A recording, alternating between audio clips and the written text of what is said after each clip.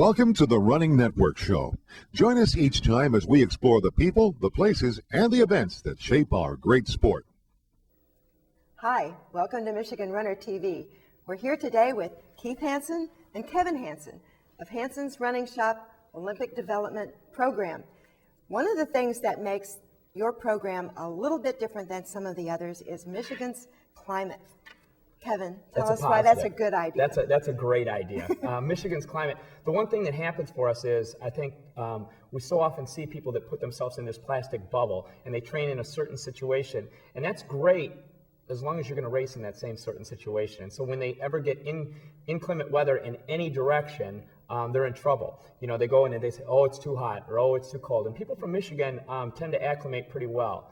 It's interesting with where we're located because we don't get as much snow as some of the rest of the state does because we don't get lake effect in the Metro Detroit area. We don't get a whole lot of lake effect snow because we're on the correct side of the water. I don't want to say the right side of the water because that'll confuse somebody geographically, but we don't get, and that's more of a problem than the temperature. You can dress for the temperature, and it's really not that cold, and all of our guys that come in from south areas of the country think it's going to be bad until they're here, and they say, oh, that wasn't bad at all. And on occasion, you can be a little bit uncomfortable, but in all reality, training to become a good distance runner, you're trying to train outside of your comfort zone. So weather taking outside of your comfort zone is not a bad thing. That can be very helpful in the training aspect. So it makes a difference when you get to an actual race, as you did earlier this year, when the Hanson's Running Shop team won the USATF Club Championships, right? That was a big story. The weather there was a big story, and people were asking, the Sacramento Bee was asking about, how are you going to handle the inclement conditions? It was, 40 to 50 mile an hour winds and extremely rainy, and it was kind of muddy on the course, and we just all smiled. We loved it. We were so happy. Our only concern with going to California was that it was going to be ideal conditions, and with ideal conditions, we don't have any advantage. And so we thought, we needed something. So we were real happy when we saw how lousy the weather by everybody else's standards was. Well, let's talk about the year 2002. You had a tremendous year this last year. You had championships in almost all the USATF races. Talk about it a little bit. Well, it's all about development. Some of that's coincidental because a lot of it has to do with how we structure the program. A lot of it is, it's not coincidental that they ran well, but it's coincidental that it would happen always in the U.S. Championships. We point towards some of the U.S. Championships, and then we structure downtime followed by that. It's part of what we believe in. We think that generally people, they ride a wave too long, and they stay with the wave forever and ever or keep winding that rubber band until it eventually snaps. And so our philosophy is to point towards certain things, which enables us a chance to run in some local events as well.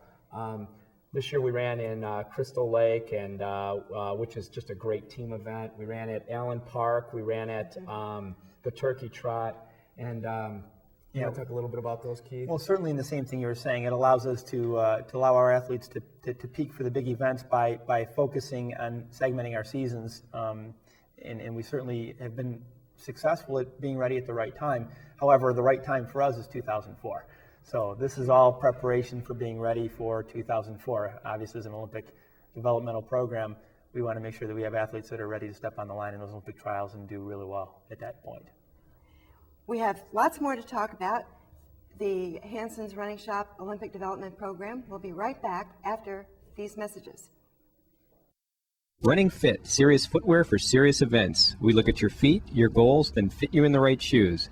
Go to runningfit.com to find one of our 7 Michigan locations.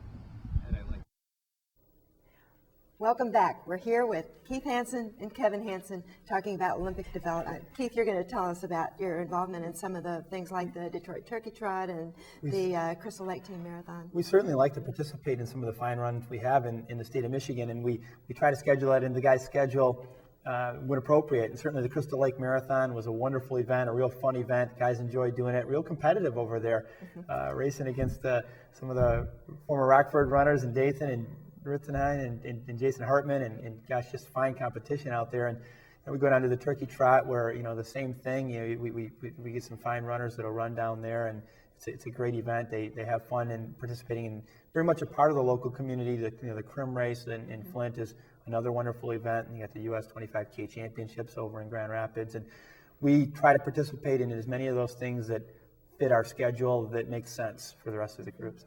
Well, I know some of the other local runners say, uh-oh, I'm not going to win this race. The Hansons came to the race.